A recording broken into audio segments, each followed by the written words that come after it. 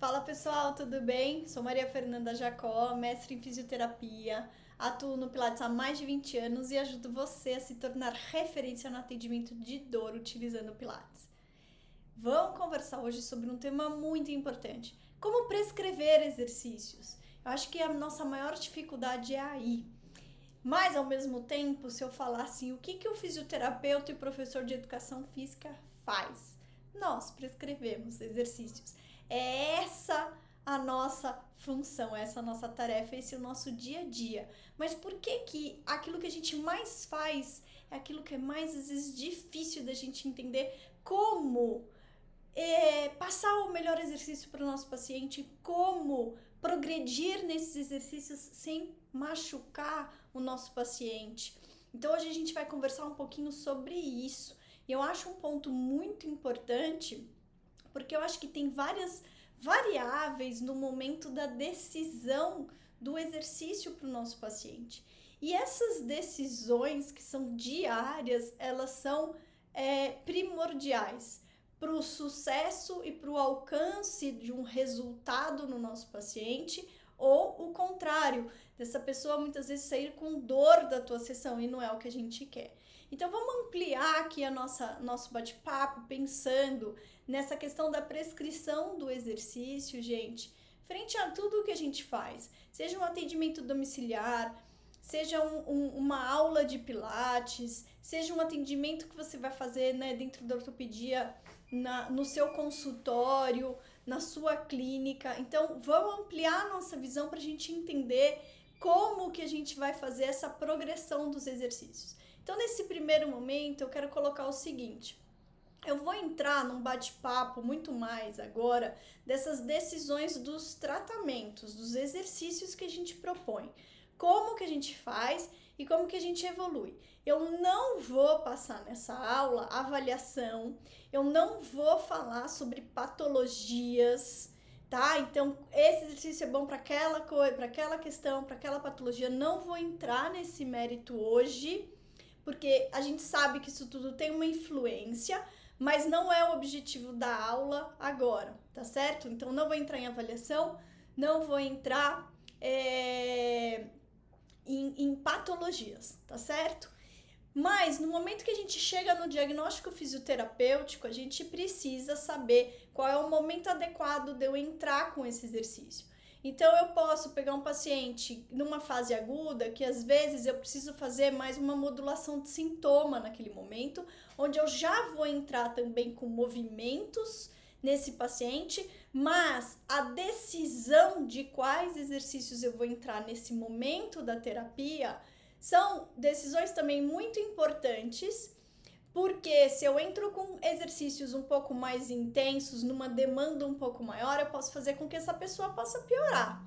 Agora, se eu pego uma pessoa que está numa faixa ali intermediária de dor, de incapacidade física, que eu já vou entrar com um trabalho de movimento um pouco maior, um trabalho sensório-motor, ali eu já vou conseguir progredir um pouco mais nesses movimentos. Agora, se eu estou de frente a uma pessoa que está numa situação já de retorno à função, que já está com uma dor bem baixa, controlada, com baixíssima incapacidade física, eu já vou entrar com exercícios mais intensos. Então, o que eu estou mostrando no primeiro momento aqui para vocês? 3 estágios que eu posso olhar aqui para o meu paciente, entender em qual estágio, em qual etapa do tratamento esse paciente se encontra. Eu vou passar aqui para vocês, acho que um esquema, acho que vai ser interessante, só de vocês entenderem um pouco essas três etapas, como que a gente pode pensar nessa questão aqui. Deixa eu compartilhar uma tela aqui com vocês. Acho que aqui vai ficar, aqui, essa aqui que eu quero. Aqui acho que vai ser interessante para vocês visualizarem o que eu tô querendo dizer. Se eu tô com um paciente com um quadro de incapacidade física, aqui, ODI, é um questionário que a gente usa para incapacidade física de dor lombar, né? O Oswestry.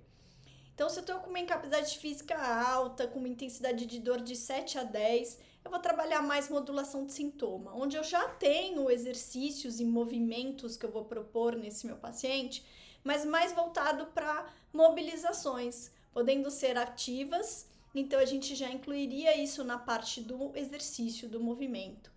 E eu também posso, em alguns casos, escolher a direção preferencial de movimento, que daí também eu já vou iniciar com alguns movimentos com esse meu paciente. Mas eu tenho que entender que as decisões desses exercícios e desses movimentos são para modular o sintoma. O meu objetivo principal é trazer uma modulação desse sintoma.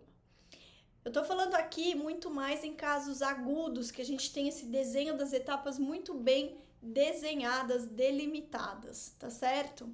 Se eu pego um paciente que ele já se encontra numa fase mais moderada de incapacidade física e uma dor moderada de 4 a 6, eu vou fazer exercícios mais de sensório-motores, onde eu já vou continuar com exercícios de mobilidade, vou começar a introduzir também alguns exercícios de estabilidade.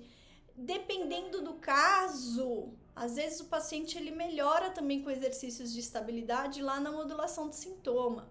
Então, quem já assistiu aí a aula minha sobre avaliação, entender um pouco mais a dor, entender como que a gente faz na avaliação essas decisões de por onde eu vou começar, a estabilidade e mobilidade, já vai conseguir também aí ter uma clareza um pouco maior do que eu tô falando. Só que hoje é isso, o objetivo da aula é trazer um olhar mais expansivo, gente, de como a gente faz essa progressão, quais são todas essas variáveis que vão influenciar nas decisões dos exercícios. E por último, quando eu estou de frente a um paciente com uma incapacidade física leve, uma dor leve, muitas vezes eu já estou num trabalho mais de retorno à função. Então eu vou entrar com exercícios mais intensos, exercícios aeróbicos mais intensos, exercícios gerais para o corpo todo, fitness, coordenação, força, especificidade, dependendo do esporte que esse paciente vai retornar. Então, eu gosto de trazer esse quadro porque ele desenha muito bem pra gente em quais etapas esse paciente se encontra e por onde, por como a gente vai transitar. Além disso, acho que um outro ponto que eu queria trazer aqui para vocês, muito importante, é o que a gente chama de best choice, né? A melhor escolha. Quais são as suas melhores escolhas de tratamento e técnicas para você aplicar no teu paciente? Isso é muito importante. Ontem mesmo eu peguei uma paciente que eu atendi, eu achei muito interessante, porque não é a única, né? E não é a minha primeira que chega dessa forma, porque ela virou para mim, ela trouxe um quadro de dor crônica de mais de 30 anos de dor intensa. E ela chegou para mim e falou assim: eu já fiz de tudo. Eu falei: o que você já fez? Ela falou: eu já tentei de tudo, eu já tentei quiropraxia, eu já tentei acupuntura, eu já tentei pilates, eu já tentei terapia manual, eu já tentei fisioterapia convencional. E aí eu conversando com ela, entendendo, fazendo bem essa avaliação, entendendo bem o quadro clínico todo dela, de todas as questões que ela trazia ali em volta da dor, não só aspectos físicos, mecânicos, mas também aspectos psicossociais associados àquela dor, de todo o contexto, né, de vida dessa paciente. Uma coisa que me chamou muito atenção é que tem sim no quadro dessa paciente algumas questões de relacionamento muito importante ali que influencia bem assim no quadro de dor dessa paciente. Chegamos a conversar se ela já faz terapia, se ela já fez, enfim. Isso tem uma importância. E aí quando eu fui explicar para ela o tratamento, eu coloquei muito assim: a gente precisa sim evoluir para o exercício. Esse é o papel do fisioterapeuta. Mas hoje, eu, nessa posição de tratar um paciente com dor crônica, eu acho que a gente tem que saber muito bem fazer essas melhores escolhas das nossas técnicas, baseado em evidência científica, onde eu não vou tentar somente a técnica de quiropraxia para todos os meus pacientes de dor.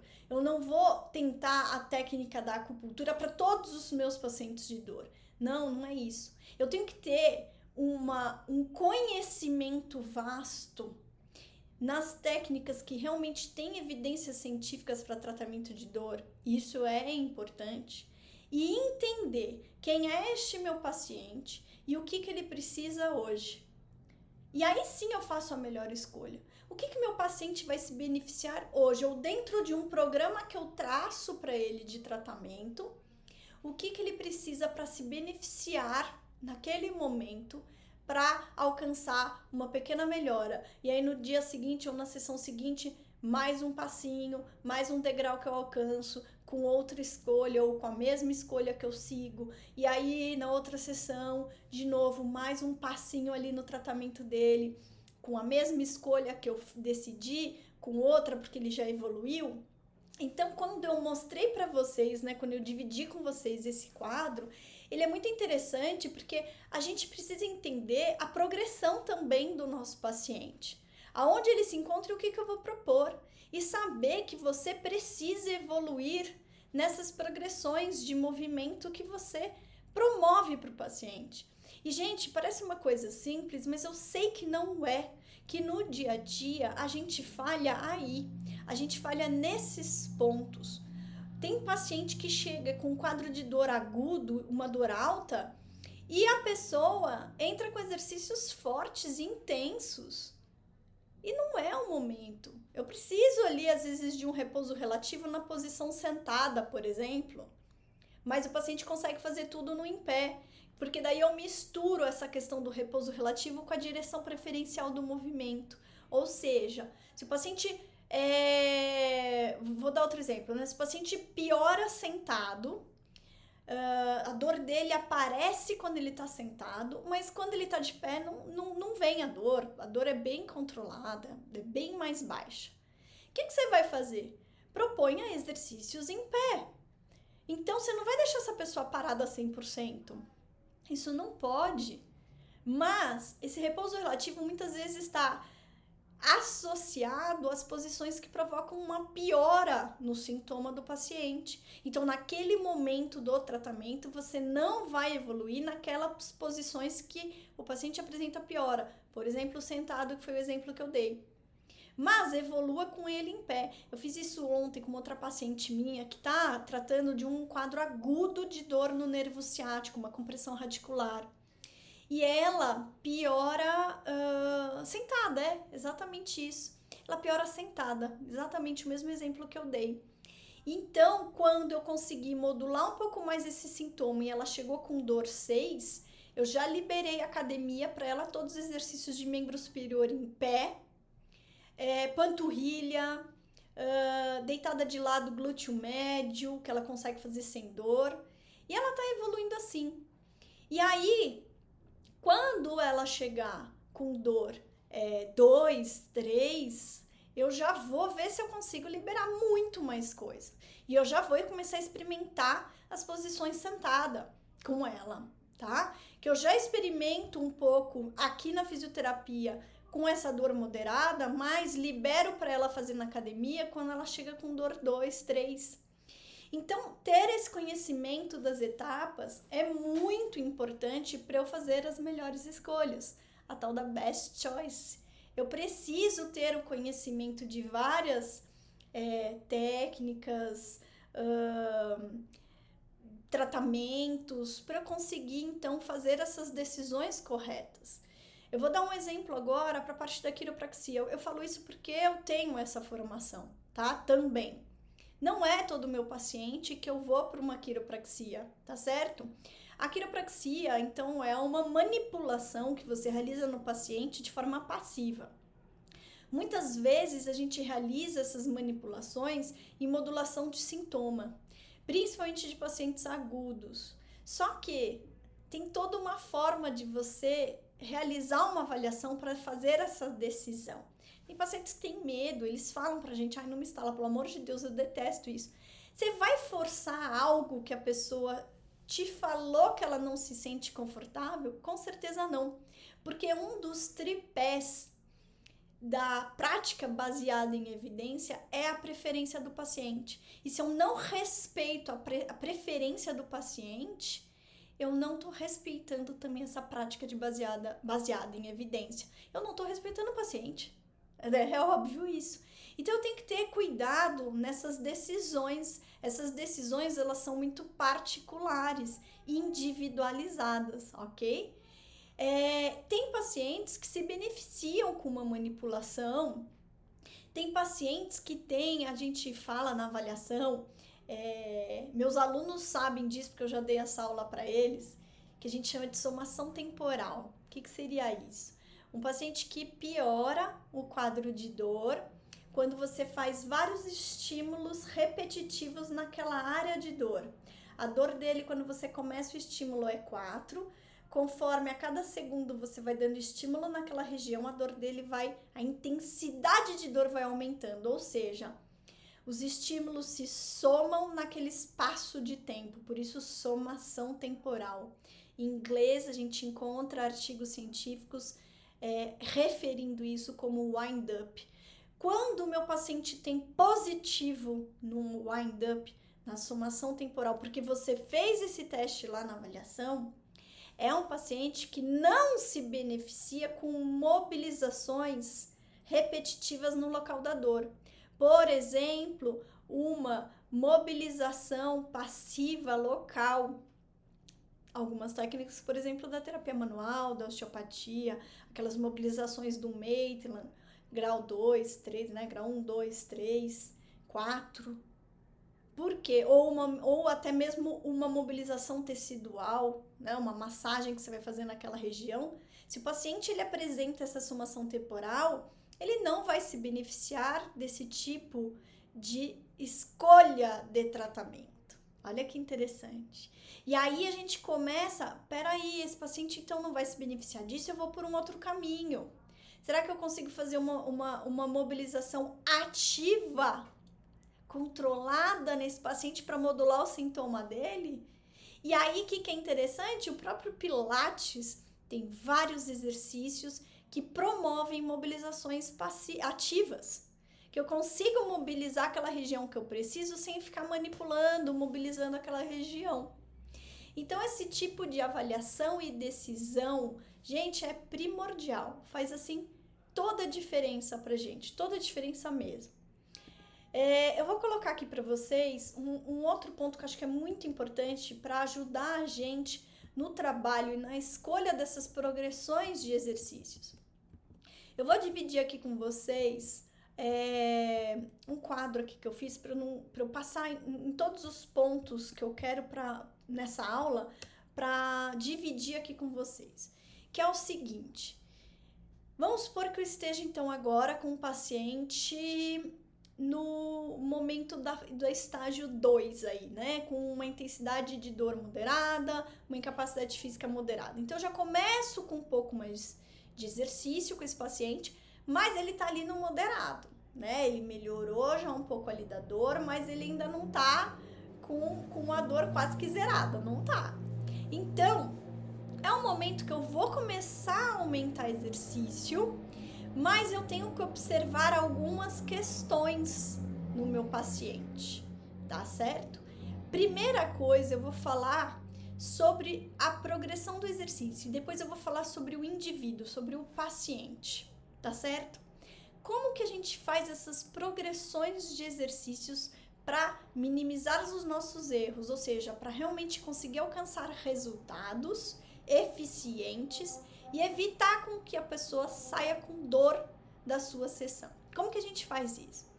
A primeira coisa é você realizar uma primeira sessão quando ele está nessa etapa de tratamento, observando nesse paciente o que ele consegue fazer nos planos e nos decúbitos. Ou seja, coloca esse paciente barriga para cima, decúbito dorsal. Pega o simples, demanda baixa, vai no simples. Vamos supor que esse paciente esteja com dor lombar. Coloca ele deitadinho. Pede para ele dobrar o joelho, ou seja, diminui a alavanca. Então, que decúbito você tá? Decúbito dorsal. É isso. Quais são os planos que nós temos? Nós temos 3 planos: sagital, frontal e transversal. O que é mais fácil da pessoa realizar um movimento? Quando a gente começa com exercício no plano sagital, depois a gente evolui para o plano frontal e depois a gente evolui para o plano transversal. Em tese, isso é mais fácil. Ah, mas por quê, professora? Gente, é simples. Pensa no nosso desenvolvimento motor da infância. O que a gente aprende primeiro? A gente aprende primeiro o controle da cabeça. E a gente aprende primeiro o controle da cabeça no plano sagital, a flexão e a extensão. É isso que a criança aprende. O nosso cérebro funciona dessa forma no aprendizado motor, para criar engramas motores. Quando você pensa numa reabilitação, você tem que pensar exatamente nisso. Será que aquele plano, naquele decúbito, o paciente ele sabe realizar bem? Ele aprendeu aquele engrama motor ou eu ainda preciso trabalhar isso?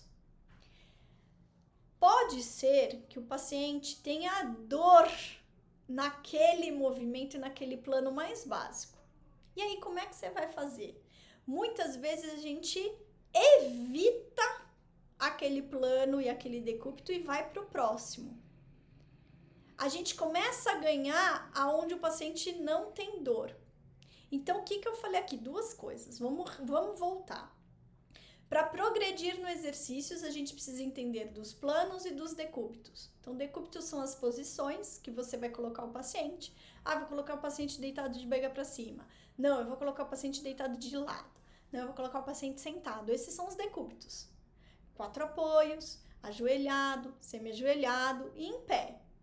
E em pé no unipodal. Esses são os decúbitos. Quais são os planos? Sagital, frontal e transversal. Como eu evoluo nos exercícios? Faça exercícios nos decúbitos mais básicos e evolua nos 3 planos. Passa para o próximo, evolua nos 3 planos. Passa para o próximo, evolua nos 3 planos. Tá certo? Então a gente pode evoluir dessa forma, ok? Até aqui. Deixa eu ver se eu tenho algum esqueminha aqui para mostrar para vocês. Aqui, ó. Tá dando para ver? É isso. Eu evoluo nos decúbitos e evoluo nos planos. Até aí tudo bem. Agora pensa o seguinte, meu paciente tem dor, ele refere dor no decúbito lateral, no plano frontal. Ele tem dor no glúteo médio, ele não consegue realizar um exercício nessa posição ainda. Gente, pense então no que você precisa propor para esse paciente, para ele melhorar uma tendinopatia de glúteo médio. E muitas vezes a gente precisa de outras musculaturas associadas que são ou sinérgicas ou que vão trazer uma estabilização para você conseguir evoluir depois nesse exercício. Então, por exemplo, você pode ir para um decúbito dorsal, acionar glúteo máximo num plano sagital. Você pode fazer um exercício em decúbito ventral ou em 4 apoios, gato, também num plano sagital e trabalhar um glúteo médio, um glúteo máximo. Mas aí quando você tá em gato e vai fazer um glúteo máximo, ai professora, será que na hora que a perna, o joelho que tá apoiado, e aí eu tô no gato, esse paciente vai esticar a perna lá para trás e voltar. Sabe, gente, quando a gente fica assim de 4 apoios, e aí o paciente ele estica a perna para trás e volta? Em tese eu tô fazendo glúteo máximo. Mas pensa comigo, a perna que tá de apoio, a perna de apoio, não a do movimento, a de apoio, ela não tá usando o glúteo médio estabilizando esse quadril? Se o paciente não usa o glúteo médio, o que vai acontecer? Ele vai rebolar, né? Vai fazer aquele Trendelenburg, que é aquele rebolar do quadril pro lado, sabe? Então, você tá de 4 apoios, a perna de apoio, o glúteo médio não sustenta aquele quadril. Aquele quadril, ele cai assim pro lado. Então, ali ele mostra que falta glúteo médio. Às vezes, se é um quadro muito agudo, eu faço o exercício somente, a perna de apoio, somente da perna boa, ou seja, da perna sem lesão. Você pode fazer isso também no comecinho. Conforme a pessoa vai evoluindo, treine esse glúteo médio nos ganhos de estabilidade, primeiro. Tem paciente que funciona dessa forma. Conforme vai melhorando, aí você volta para o decúbito lateral que antes ele não conseguia e tenta fazer a elevação lateral do membro inferior no plano frontal, né, que é a abdução do quadril, sem carga e com uma alavanca menor. Pede para ele dobrar o joelho. Ele não aguenta a perna esticada que dói. Dobra o joelho, não põe caneleira ainda, não põe mini band, elastiquinho ainda, não, calma. O paciente está com dor. Então, a progressão do exercício, ela é muito interessante quando a gente tem esse esquema na cabeça, porque a gente aprende, a gente entende que ao seguir esse esquema, tudo fica mais claro de como eu vou progredir com o meu paciente, como eu vou evoluir com o meu paciente. Mas tudo fica mais claro. Tudo bem? Até aí? E eu acabei de falar adaptação e variação. Acabei de já misturar as coisas aqui. Porque não tem como fugir uma coisa da outra. Quando eu falei que o paciente não conseguia fazer um exercício em decúbito lateral, e aí você teve que esperar um pouquinho, o dia que você conseguiu, você introduziu. Aí eu queria, qual exercício que eu queria? Abdução de quadril em decúbito lateral. Por quê? Porque tô tratando lá tendinopatia de glúteo médio. Mas aí, eu acabei de falar que o paciente não conseguiu elevar a perna toda com o joelho esticado. O que eu fiz? Uma adaptação ou uma variação do movimento. E isso é um outro ponto, o segundo ponto importantérrimo no momento da gente fazer essas progressões dos exercícios. Se eu não adapto aquele movimento àquilo que o paciente consegue, ou se eu não promovo uma variação daquele movimento, o paciente pode ser que saia com dor, pode ser que ali eu exagere na demanda que eu tô colocando para esse paciente. Então, olha que interessante, eu preciso aí ter essa destreza para saber qual é o momento de adaptar e qual é o momento de variar. Muitas vezes, os nossos erros podem estar aí também. E por isso que eu falo, gente, o mais importante é que a gente treinar o nosso olhar clínico. A gente saber enxergar as compensações. Tem aula minha já aqui para vocês no YouTube de controle motor. Assiste lá, é uma aula bem teórica, mas eu explico como é a construção do movimento em teoria e por que aparecem as compensações de movimento. E é interessante a gente estudar isso. As compensações, elas aparecem por quê? Porque eu preciso executar uma tarefa. Uma tarefa foi me dada. Qual foi a tarefa? Você vai deitar de lado e você vai subir e descer a perna esticada. Você deu a tarefa para a pessoa lá fazer. Essa é a tarefa. Agora, como ela vai fazer, se ela consegue ou não consegue, ela não sabe, ela é o paciente, ela vai executar essa tarefa do jeito que foi pedido para ela. Agora, se você perceber, puxa vida, ela não usou glúteo médio, puxa vida, esse paciente foi compensar um movimento lá no quadrado lombar, ele foi pedir ajuda de outra musculatura para executar essa abdução de quadril. Ah, ele não usou o oblíquo, os abdominais oblíquos para estabilizar esse tronco, para conseguir gerar um ponto fixo, para daí o quadril conseguir subir e descer numa abdução de uma forma mais harmônica. O que você está fazendo? Você está observando as compensações de movimento. E aí você vai decidir se você vai fazer adaptações, variações, correções para executar o movimento no músculo que você precisa. Mas daí, lá vou eu, como tudo tem seus complicômetros, os seus confundidores, as suas variáveis, a gente vai ter que entrar nesse terceiro ponto que está aqui no quadro, que é respeito ao aspecto psicossocial associado. E aí, gente, o que é isso? Gente, é o seguinte. Eu acabei de dar um exemplo bem mecânico, bem biomecânico. Eu queria um músculo, o músculo não contraiu, compensou em outro e eu vou ter que corrigir. Até aí tudo bem. A gente faz isso, o fisioterapeuta é bem treinado para isso. Ou deveria ser, né? Mas aí a gente tem que ir além da biomecânica, que é esse olhar para os aspectos psicossociais associados. Vou dar um exemplo bem clássico. Imagina que você está de frente a um paciente que tem uma hipervigilância do movimento, ou seja, ele acha que se ele fizer errado ele vai piorar, ele vai ser muito pior para ele vai sair porque ele errou o movimento, então isso vai gerar muito mais dor nele, porque ele não conseguiu executar o movimento da forma adequada como você pediu para ele. E aí a gente fica corrigindo de forma até um pouco mais exagerada. Tá errado, não é desse jeito que eu pedi para você fazer. Controla um pouco mais esse tronco. Olha, tá faltando força no glúteo. Você reforça com isso um aspecto de hipervigilância, de hiperproteção. E isso não é positivo num tratamento. Então a gente tem que ter um cuidado muito grande quando a gente atende pacientes nesse lugar da hipervigilância ao movimento, da hiperproteção ao movimento, onde você vai ter que ter essa expertise no tratamento de evoluir nesses exercícios da forma que você precisa, mas se precisar acontecer uma correção, saiba como conduzir o seu comando verbal. Não repreende esse paciente. É um paciente que precisa o tempo todo falar, nossa, olha como tá melhor esse movimento, olha como você já tá conseguindo fazer. E se você tá vendo que tá difícil para ele, muda o exercício. Propõe o exercício de outra forma. Faça então às vezes em outro decúbito. Diminua a demanda desse exercício.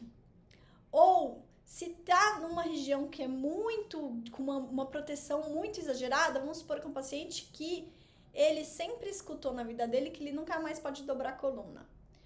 Ele escutou isso de um colega médico, de um colega fisioterapeuta, que dobrar a coluna é pior, que pode aumentar a hérnia de disco dele. É tudo absurdo, mas isso é real, né? A gente sabe o que acontece. E aí, toda vez que você tenta propor um movimento de flexão de coluna, ele vai travar. Ele vai sair pior da sua sessão. Você precisa trabalhar muito antes com ele outras coisas. Você precisa ganhar uma super confiança no seu tratamento e um vínculo com esse paciente para você conseguir evoluir um quadro desse. Vai ser a última coisa que a gente vai mexer, vai ser essa flexão de coluna. Antes disso, ganhe outras coisas. Melhore e controle essa dor, ganhe em controle motor, ganhe em exercícios, ganhe em coordenação, força de outros músculos. Deixa de lado a flexão de coluna. Por quê? Porque existe um aspecto psicossocial associado àquela dor. Existe uma hipervigilância de movimento, existe uma hiperproteção, existe uma crença irracional em cima daquele movimento. Gente, isso é muito comum. E aí eu falo que para progredir nos exercícios, se você não colocar isso também na balança, como eu mostrei aqui nesses 3 quadrinhos, você falha, aí teu paciente vai sair pior. Ele vai sair pior, tá? Então, a gente tem que saber sim também avaliar esses aspectos psicossociais. E isso tá muito atrelado a pacientes com dores crônicas, tá? Eles chegam com essas crenças irracionais, eles chegam com essas evitações de movimento, eles chegam com essas hipervigilâncias, eles chegam com catastrofização da dor, né? Minha dor tá muito pior, eu tô muito pior, eu não melhoro com nada, eu já tentei de tudo. A gente precisa de muito acolhimento nesse momento, a gente precisa de muito respeito a essas questões, pra gente conseguir aos poucos, mas é aos poucos, é no tempo do paciente evoluir nesses exercícios, mas trazendo esse cuidado mesmo com essas questões que o paciente traz. Então, por isso que eu faço questão de deixar que a progressão do exercício, ela depende não só dessa construção biomecânica do movimento, mas 100% atrelado à história do paciente, ao que ele traz, ao que ele entende sobre dor, o que é dor para essa pessoa. Isso é muito importante, porque a gente está mexendo em questões muito profundas e isso precisa ser um trabalho muito próximo desse paciente, tá certo? Deixa eu mostrar aqui para vocês agora a questão daí relacionada ao indivíduo. A gente está falando do indivíduo quanto às questões psicossociais, mas aí eu quero voltar um pouquinho para a parte biomecânica e falar um pouquinho de capacidade versus demanda. Então a gente está falando que esse indivíduo, ele é um todo, ele não é só a parte física, ele tem seus aspectos sociais, suas emoções, sua psique, sua espiritualidade, suas crenças, sua fé. Ele é tudo isso. Então, qual é a capacidade desse paciente hoje? Esse paciente, ele discutiu no trabalho ontem como é que será que ele vai chegar para sua sessão hoje? Esse paciente teve uma decepção no relacionamento essa semana? Ou vem passando por um problema grave já há meses? Você acha que ele vai chegar com qual capacidade para você? E sim, o aspecto emocional, ele amplifica as questões físicas ou amplifica a própria dor. A gente fica sensível, muito mais sensível em todas essas questões. Então, a progressão do exercício, se não for levada em consideração a capacidade geral do paciente daquele dia, daquele momento, você não vai conseguir evoluir adequadamente com essa demanda. E aí você pode falar assim, mas semana passada ele estava bem, semana passada ele conseguiu esse exercício, por que não conseguiu hoje? Entenda o contexto do hoje, entenda o que aconteceu. E muitas vezes o paciente ele traz algo só vinculado à parte física. Eu piorei porque eu tive que carregar as malas em 4 andares porque eu fui viajar. E aí eu fui para um lugar que tinham 4 lances de escadas, eu tive que carregar a mala de todo mundo, sobe e desce, eu piorei. Será que foi só isso? Será que foi só uma questão física atrelada aí essa piora da dor ou teve alguma outra questão? Às vezes é só físico mesmo, mas às vezes não. Então, ter esse entendimento maior, ele é muito importante, porque isso sim vai impactar na progressão dos nossos exercícios. Então, entenda assim a capacidade do paciente. Às vezes ele dormiu mal, ou ele já não vem com um sono adequado, ou ele já não vem com uma alimentação adequada e a gente sabe que isso influencia. Tabagismo influencia. São tantas as questões que influenciam num quadro de dor do paciente que isso vai se impactar na capacidade desse paciente. Então não é só a capacidade física, né? É muito mais que isso. Mas eu tenho que entender o reflexo disso na capacidade física para eu decidir qual vai ser a demanda. Então eu escolhi um decúbito para trabalhar. Eu escolhi um plano para fazer um exercício. Eu vou fazer uma ponte. Ok. Quantas repetições? Você vai pôr carga ou não vai pôr? E aí eu entro na questão da demanda, que é o último ponto que eu trouxe para falar com vocês. Se a gente não olha adequadamente para a capacidade física do paciente, para o decúbito e para o plano que eu decidi, e aí eu vou escolher qual vai ser essa demanda, ali podem ter falhas também, nossa. Então escolha qual vai ser o volume, número de repetições, número de séries, descanso entre elas, adeque carga. Eu tô trabalhando uma tendinopatia. A gente sabe o quanto o tendão ele é vulnerável à carga, positivamente e negativamente. Adeque isso para você conseguir entrar com a demanda adequada para a capacidade que o paciente apresenta. Tá certo? Então, quando você tem esse olhar amplo de entender, vamos revisar já, gente, de entender qual estágio o paciente se encontra, é um paciente agudo ou crônico? Qual estágio ele se encontra? De dor, de incapacidade física. É o estágio 1, é o estágio 2, é o estágio já 3, próximo de uma alta. Penso na progressão do exercício. O que eu tenho que levar em consideração? Decúbitos, planos, aonde é apresentadora, onde vai fácil. O que eu preciso trabalhar, quais são os meus objetivos, porque isso você já traçou lá na hipótese diagnóstica, lá atrás, que não foi o objetivo da aula hoje. A avaliação não foi, não entrei nisso. Mas você já trouxe isso da avaliação. Aí você vai pensar, quem é esse indivíduo? Qual que é a capacidade dele? Qual é a demanda que eu vou entrar? E aí, em cima disso, você vai pensar naquele segundo aspecto. Eu preciso entrar com uma variação, uma adaptação no movimento que eu quero? Ou eu tenho que trocar o exercício?